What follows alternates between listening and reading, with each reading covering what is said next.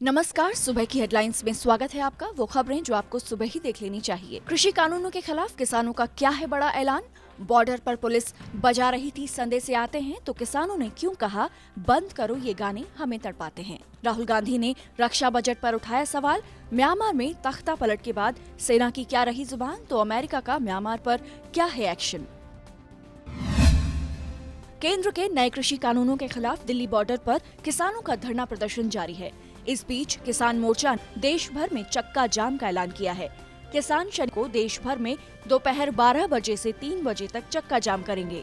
इससे पहले किसान संगठनों ने कृषि कानूनों के खिलाफ विरोध जताते हुए राष्ट्रपिता महात्मा गांधी की शहादत दिवस पर 30 जनवरी को दिन भर का उपवास रखा था। किसान संगठनों ने दिल्ली में 26 जनवरी को ट्रैक्टर परेड भी निकाली थी। हालांकि ट्रैक्टर रैली में काफी बवाल हुआ था। आपको बता दें कि 5 नवंबर 2020 को देश भर में चक्का जाम के बाद पंजाब और हरियाणा में किसान संगठनों ने दिल्ली चलो आंदोलन का आह्वान किया था। हरियाणा पुलिस ने किसानों को रोकने की कोशिश की और आंसू गैस के गोले भी दागे, लेकिन प्रदर्शनकारी किसान दिल्ली पहुंच गए और बॉर्डर पर जम गए। तब से दिल्ली बॉर्डर पर किसानों का ये धरना प्रदर्शन जारी है।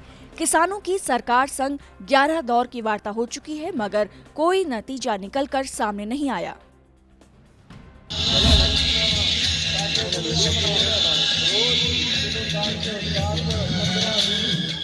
बॉर्डर पर पुलिस बजा रही थी संदेश से आते हैं, किसान बोले बंद करो ये गाने हमें तड़पाते हैं। कृषि कानून वापस लेने की मांग को लेकर किसान दिल्ली की सीमाओं पर धरना दे रहे हैं। धरना स्थल पर भारी संख्या में पुलिसकर्मियों की तैनाती की गई है। पुलिसकर्मियों का जोश बढ़ाने के लिए सिंघू बॉर्डर पर जगह जगह डीजे लगाए गए हैं। इसमें बॉर्डर फिल्म का संदेश से आते हैं जैसे गाने बज रहे हैं। वहीं किसानों ने ये डीजे बंद करने की मांग की है। उनका कहना है कि डीजे की वजह से उन्हें समस्या हो रही है। इसके लिए किसानों ने बाकायदा रिलीज जारी कर ये मांग की है। किसान मजदूर संघर्ष समिति ने लिखित बयान में केंद्र सरकार से किसानों के साथ बातचीत के पहले सभी गिरफ्तार किसानों को रिहा करने, बैरिकेडिंग के साथ ही पानी, इंटरनेट और वॉशरूम पर से प्रतिबंध हटाने की मांग की है। किसान नेताओं ने साथ ही पंडाल के समीप पुलिस की ओर से बजाए जा रहे डीजे भी बंद कराने की मांग की है और कहा है कि इससे सामान्य स्थिति बहाल हो सकेगी। कांग्रेस नेता राहुल गांधी ने वित्त मंत्री निर्मला सीतारमण द्वारा पेश किए गए बजट 2021 को लेकर निराशा जाहिर की है। उन्होंने सवाल किया है कि जब सीमाओं पर तनाव बना हुआ है तो रक्षा बजट क्यों नहीं बढ़ाया गया। राहुल गांधी ने ट्वीट करते हुए कहा कि चीन हमारे क्षेत्र पर कब्जा कर रहा है, हमारे सैनिकों को मारा जा रहा है। पीएम मोदी उनके साथ दिवाली मनाते हैं, तो फिर उनके लिए रक्षा बजट क्यों नहीं बढ़ाया गया।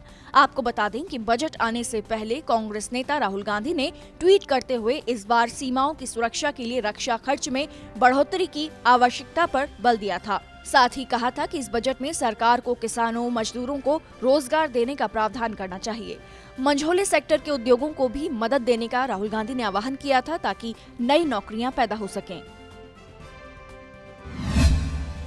म्यांमार की सेना ने सोमवार को देश की सर्वोच्च नेता आंग सान सू की समेत सत्ताधारी party national league for democracy के तमाम नेताओं को गिरफ्तार कर सत्ता अपने हाथ में ले ली है।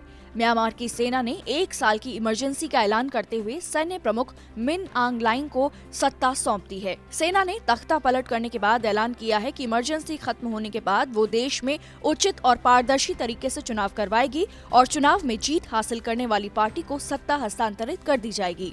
आपको बता दें कि नोबेल शांति पुरस्कार जीतने वाली 75 साल की आंग सान सू की साल 2015 में भारी बहुमत से सत्ता में आई थीं। लोकतंत्र के लिए संघर्ष करने वाली आंग सान सू की को दशकों तक नजरबंद किया गया था। हालांकि म्यांमार में तख्ता पलट कोई पहली बार नहीं हुआ है। ब्रिटेन से 1948 में आजादी के बाद म्यांमार में 2 बार तख्ता पलट हो चुका है। एक तख्ता पलट साल 1962 में हुआ था, जबकि दूसरा तख्ता पलट 1988 में। म्यांमार में 2011 में हुए लोकतांत्रिक सुधारों से पहले तक सैन्य सरकार ही थी। म्यांमार में तख्ता पलट के बाद अमेरिकी राष्ट्रपति बाइडेन ने म्यांमार पर प्रतिबंध लगाने की चेतावनी दी है। म्यांमार की सेना ने देश का नियंत्रण 1 साल के लिए अपने हाथों में ले लिया है। सेना ने जनरल को कार्यकारी राष्ट्रपति नियुक्त किया है। नवंबर 2020 में आम चुनावों के बाद से ही सरकार और सेना के बीच गतिरोध बना हुआ है। इस बीच अमेरिका के राष्ट्रपति जो बाइडेन ने सेना द्वारा किए गए तख्ता पलट को लोकतंत्र की ओर बढ़ते कदम पर सीधा हमला करार दिया है। बाइडेन ने म्यांमार पर नए प्रतिबंध लगाने की चेतावनी दी है। म्यांमार की स्टेट काउंसलर आंग सान सूची समेत देश के शीर्ष नेताओं को हिरासत में लेने के कदम की अमेरिका ने आलोचना की है।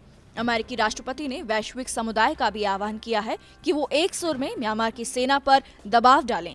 बाइडेन ने कहा कि म्यांमार की सेना द्वारा तख्ता पलट, आंग सान सूची और अन्य प्राधिकारियों के हिरासत में लिए जाना और राष्ट्रीय आपातकाल की घोषणा देश में सत्ता के लोकतांत्रिक हस्तांतरण पर सीधा हमला है।